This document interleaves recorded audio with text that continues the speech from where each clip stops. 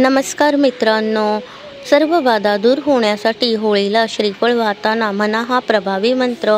नमस्कार मित्रांनो, श्री स्वामी समर्थ। नारळाचा वापर पूजेत करताना आपण त्याला श्रीफळ म्हणतो।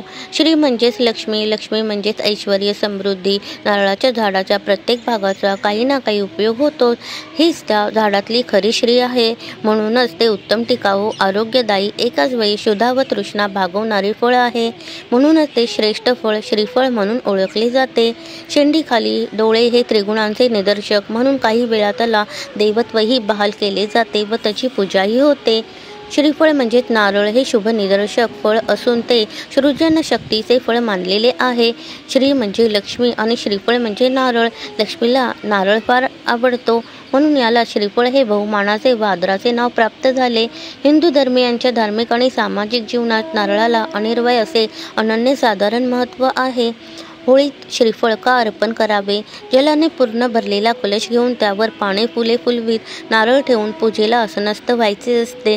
नारळात जसे पाणी असते तसेच आपल्या मनातही ओलावा असावा, ही त्यामागची विशुद्ध भावना आहे। नारळ हा सद्भावना सत्प्रवृत्तीचे प्रतीक म्हणून नारळाची पूजा करतात।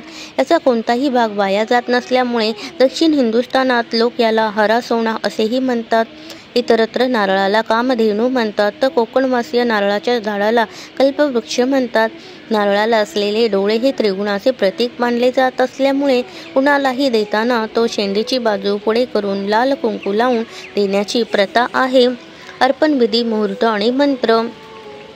पालघर येथील ज्योतिषी सांगतात की गुरुवारी 13 मार्च रोजी होलिका पूजन आहे, तर या दिवशी संबंध घरातून टॉयलेट्स वगळता एक नारळ हातात धरून शेंडी आपल्या शरीराच्या विरुद्ध दिशेने धरून फिरवून तसा तो घराबाहेर नेऊन होळीच्या अग्नीत दहन करावा। वेळ आहे रात्री 8:16 पासून ते रात्री 9:47 पर्यंत हे काम आपल्याला करावे लागेल। समजा जर तुमच्या परिसरामध्ये होळी उशिरा असेल तरी नारळ याच काळात फिरवून तो घराबाहेर नेऊन ठेवावा व नंतर होळीत टाकावा।